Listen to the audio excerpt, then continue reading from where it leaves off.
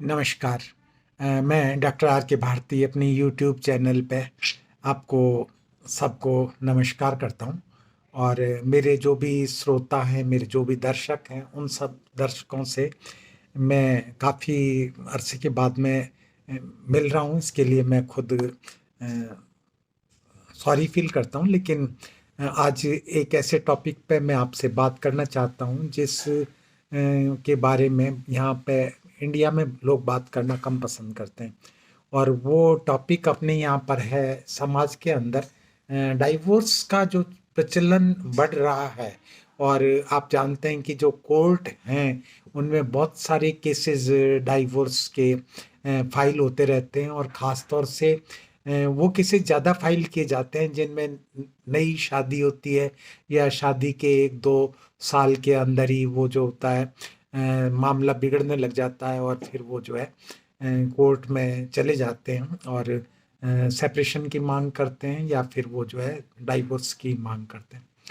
तो डाइवोर्स का जो सबसे बड़ा कारण ये है कि इसके लिए जो उत्तरदायित्व है वो पति का है, अधिक है। और पति के परिवार का भी है और पत्नी के परिवार का भी इसमें योगदान है। साथ में पति का व्यवहार और पत्नी का सामंजस्य अगर नहीं हो पाता तो फिर तलाक होने के, डाइवोर्स होने के चांसेस ज़्यादा हो जाते हैं। अब मैं आपको बताऊं कि हमारे पड़ोस में रहने वाले राम बाबू की पत्नी एक दिन अचानक घर छोड़कर चली गई। पीछे छोड़ गई 3 बच्चे, 2 लड़के, एक 10 वर्षीय पुत्री। कारण था राम बाबू का एक अन्य स्त्री से अवैध संबंध।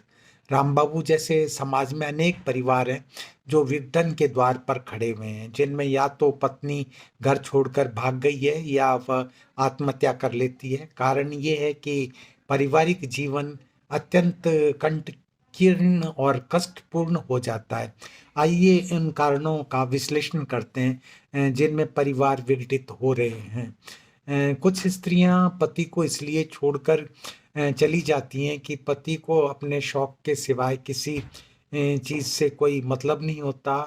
अनिल प्रसाद श्रीवास्तव को उनकी पत्नी अचानक छोड़कर अपने बच्चों के साथ चली गई। कारण था उनका घोड़ों से प्यार करना। और वो ये रेस के बड़े शौकीन थे। और उनकी पत्नी अनुराधा ने जब अनुभव किया कि वो बहुत ज़्यादा पैसा जो होता है घोड़ों की रेस पर खर्च करते हैं, और उन्होंने एक घोड़ों का फार्म हाउस भी खरीदा है। तो दिन रात वो घोड़ों से ही बातें करते रहते थे। उनके सारे क्रियाकलाप घोड़ों तक ही सीमित हो गए थे। रात में भी वो फार्म में जा कर के सोने लग गए थे, जो स्टड फार्म था उनका।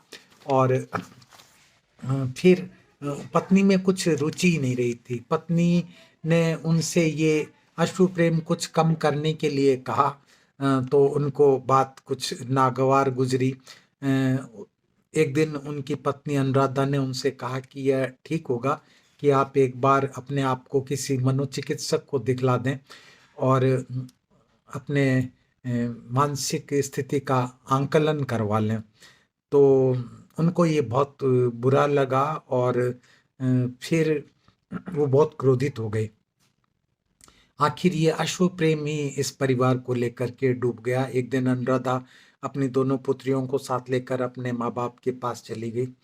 तो इस प्रकार की पतियों की नादानियां आज लाखों परिवारों को तोड़ने में सक्रिय हैं। अगर श्रीवास्तव साहब ने अपनी पत्नी की आवश्यकताओं व भावनाओं को समझा होता, तो उसे पर्याप्त सामीप्य दिया होता, तो बात कुछ और होती। हमारे भारतीय समाज में परिवारों के टूटने का प्रमुख कारण होता है ससुराल पक्ष का अनुचित हस्तक्षेप। यह हस्तक्षेप वधु की जिंदगी में होना तो उसके लिए खतरनाक ही है। हस्तक्षेप करने वाले लोग अक्सर उस वधु के माँ बाप होते हैं, जो उसके परिवार में ज़्यादा दखल देते हैं। पति के पास में जो है जा कर के बार बार अपनी कुछ शर्तें होती हैं, वो शर्तें उसके सामने पुटअप करते हैं। और कई बार परिवार के टूटने में जैसे नंद वगैरह होती हैं, उनका भी योगदान होता है, या पड़ोस में रहने वाली कुछ ऐसी स्त्रियां होती हैं जो कि खुश नहीं होती किसी के हरे भरे परिवार को देख करके, तो वो भी कुछ मिर्च मसाले लगा करके ऐसी बातें कहती हैं कि जो उनके परिवार को बर्बाद कर सके। और कई बार छोटी छोटी बातों के ऊपर गुस्सा होना, जैसे सब्जी में नमक ज़्यादा डाल दिया तो उसके लिए सास भी चिल्ला रही है, ससुर भी चिल्ला रहा है, हस्बैंड भी चिल्ला रहा है।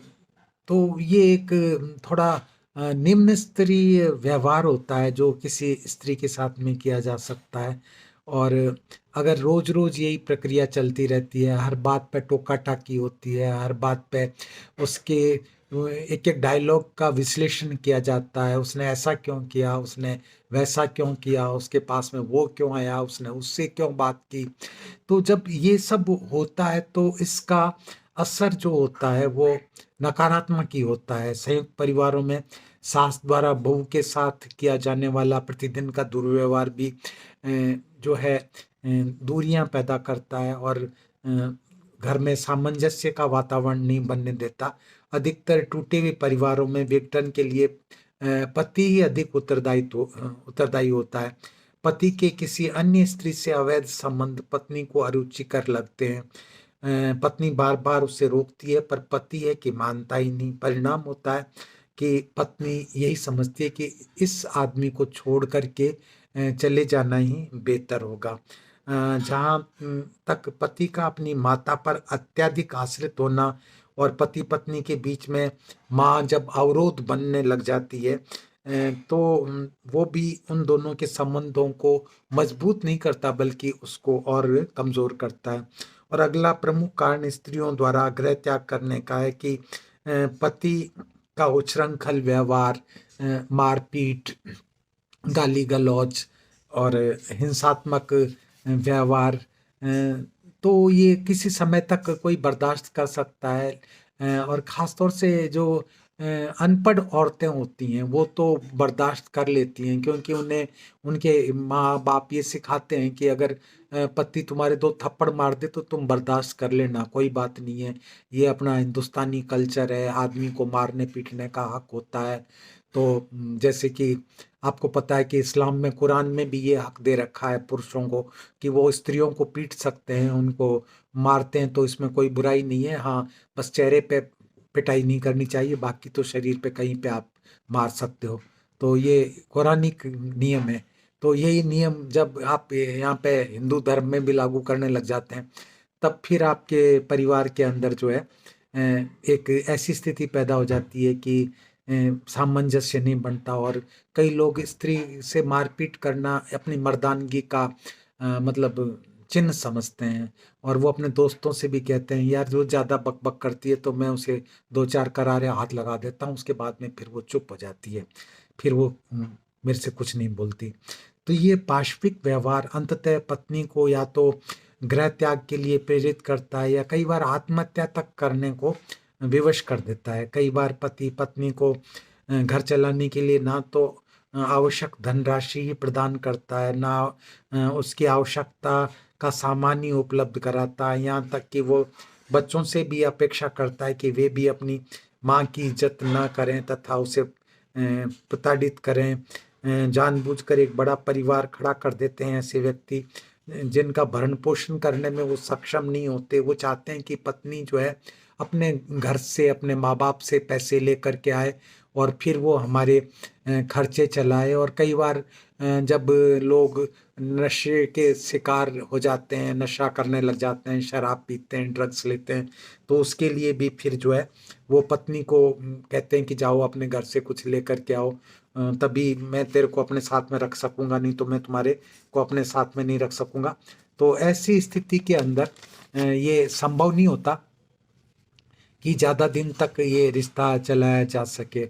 और कई बार कुछ लोग ऐसे होते हैं जो वैश्यागामी होते हैं, अनेक स्त्रियों से यौन संबंध रखते हैं और अपने इस हिंदुस्तानी समाज के अंदर जो कि मध्यम वर्गीय लोग हैं उनमें इस तरह के रिश्ते करना पसंद नहीं किया जाता। मैं उच्च वर्ग की बात नहीं करता, क्योंकि जो हाई सोसाइटी है उसके अंदर वाइफ स्वैपिंग वगैरह होती है, वो लोग करते हैं, उनमें शायद ये अलाउड होता है वो।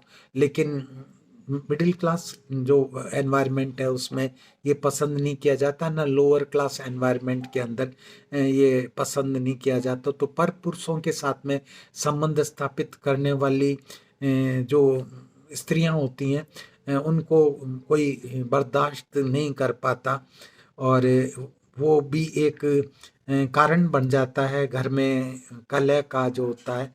और अपवाद स्वरूप कुछ ही स्त्रियां होती हैं जो इस तरह की होती हैं, ज़्यादातर अपने पति के साथ में ही अपने वैवाहिक संबंध बनाए रखना चाहती हैं। और कई बार विवाह के 10-12 वर्षों बाद में अगर पति को कुछ सेक्सुअल प्रॉब्लम्स होती हैं, इम्पोटेंसी होती है, नामर्दी होती है, तो भी पत्नी जो होती है वो उसके प्रेम पूर्ण व्यवहार के कारण उसके साथ में अपनी जिंदगी गुजारना पसंद करती है, जाना नहीं चाहती। लेकिन जब उसको मजबूर कर दिया जाता है तो उसे विवश होकर के वो घर त्यागना पड़ता है। कभी कभी वह विवाह के 3-4 साल उपरांत पति की पत्नी में रुचि कम हो जाती है, वो अपने व्यवसाय, कार्यालय अथवा मित्रों में अधिक व्यस्त हो जाता है। सुबह से रात तक की अत्यधिक व्यस्तता के बाद में ना तो पत्नी व बच्चों से बात करने के लिए उसके पास में समय निकलता है, और ना कहीं वो उनके साथ उसके साथ में रिश्तेदारों मित्रों के घर जाता है।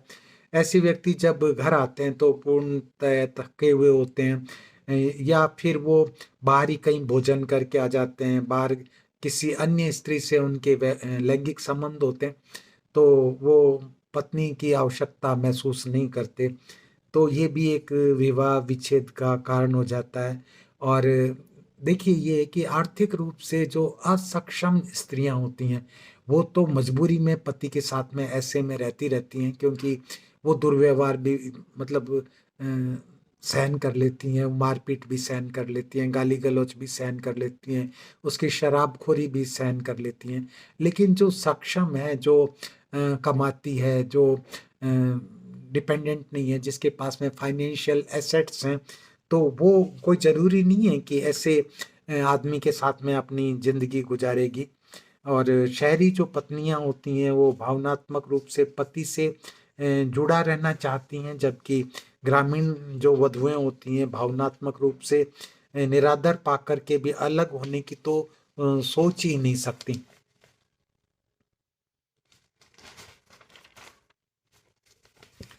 कई बार पति का जो है एंटी सोशल बिहेवियर, या बार बार पकड़े जाना, जेल जाना, पुलिस के हाथों पिटना, थानों में जाना, क्योंकि कई क्रिमिनल टाइप के लोग होते हैं जो कि शादियां तो सभी कर लेते हैं, बीवियां सभी के पास में होती हैं, लेकिन वो एक अच्छी मतलब इज्जतदार जिंदगी नहीं जी सकते। या कई बार पति जो होते हैं अप्राकृतिक यौन संबंध करने के मतलब ख्वाहिशमंद होते हैं, वो पत्नी से वैसा व्यवहार करना चाहते हैं, तो वो शायद उसको पसंद नहीं होता, इमोरल लगता है। तो इस तरह की घटनाएं घर तोड़ने के लिए जिम्मेवार होती हैं। स्त्री द्वारा यह अनुभव करना कि वह इस पुरुष की एक दासी मात्र है, जिसका कार्य इस घर में सिर्फ बर्तन साफ करना, झाड़ू लगाना या बच्चे पैदा करना मात्र ही है, वो इस घर में एक नौकरानी बन करके आई है, उसकी कोई हैसियत नहीं है। तो ये जो अनपढ़ स्त्रियां हैं, जो गरीब हैं, जो अपने जिनका पीयर जो है सक्षम नहीं है, वो तो बर्दाश्त कर लेती हैं। लेकिन जब किसी का पीयर मतलब मजबूत होता है और उस पढ़ी लिखी है, नौकरी कर सकती है, उसमें इंटेलेक्चुअल कैपेसिटीज हैं, तो नेचुरली वो जो है ऐसे में उस पति के साथ में रहना पसंद नहीं करेगी।